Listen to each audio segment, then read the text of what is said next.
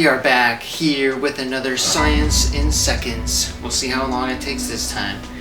This time we're talking about prokaryotes. What the claptrap is a prokaryote? What is that? I feel like some of you may have heard of it out there. It's kind of a weird name.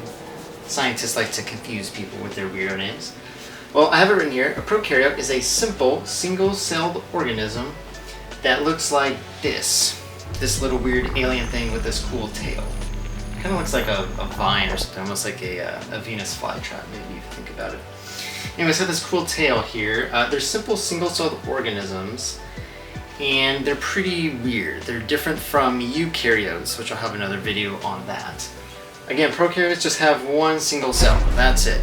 Unlike us animals and plants and fungi, they're fun to hang out with, which have many cells. Us animals have trillions of cells.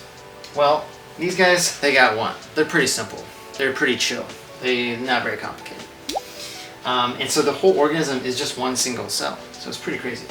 The biggest thing about prokaryotes, I would say, that's different from eukaryotes, such as us animals and plants and fungi, is there is no nucleus. No cell nucleus. Very different. So these prokaryotes here, this is where the DNA is housed. Normally in eukaryotes such as us, we have this nice little shield that I call a nucleus guarding our DNA, our little spiral helix.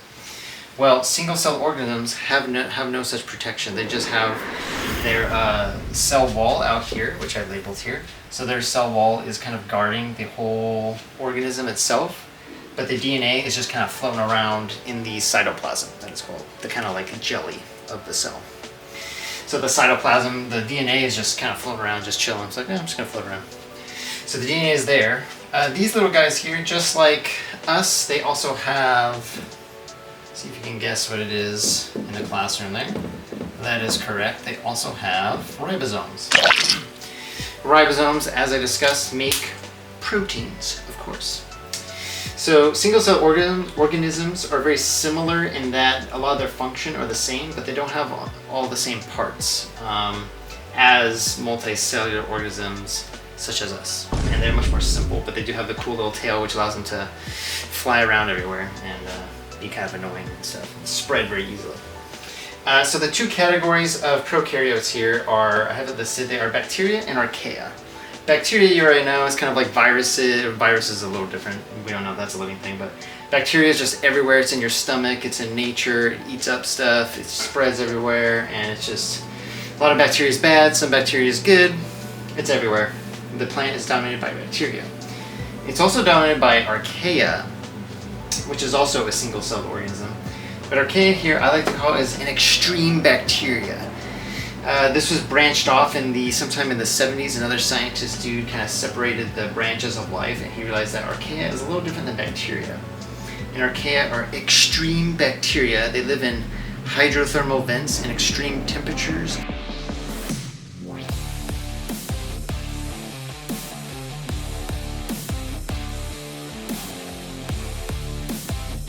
And extreme pressures.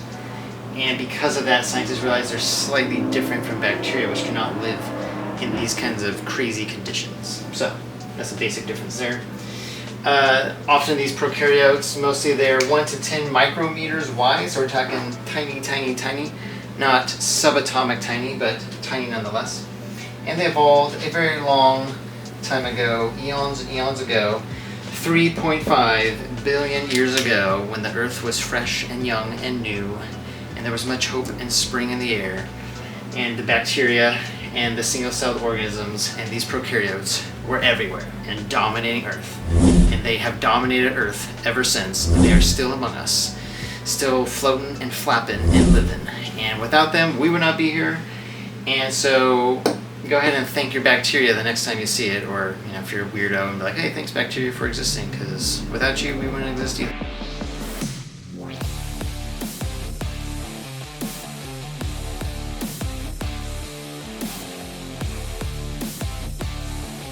Also, before I forget, a couple other additional factoids here about our lovely prokaryotes.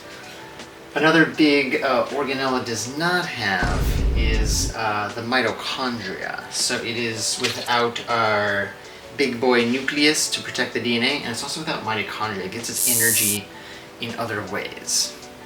Pretty cool there. So it's actually lacking a couple big main organelles that we're familiar with in our own cells. The other big thing I wanted to discuss was how it reproduces. How do these guys reproduce? Well, when they really like themselves, they just split off and they're like, hey man, I just like me some me, and I'm just gonna make more of me. And they just split off and they just become another single cell organism. So unlike animals and plants, they don't need a buddy to like make more of themselves. They just go like, hey, I just like me, and bleh, and then they just make more. And this is why we have so much bacteria and archaea all over Earth. They reproduce very, very easily, just split off. Pretty cool. And that's all for our prokaryotes for Science in Seconds today. Please like and sub up.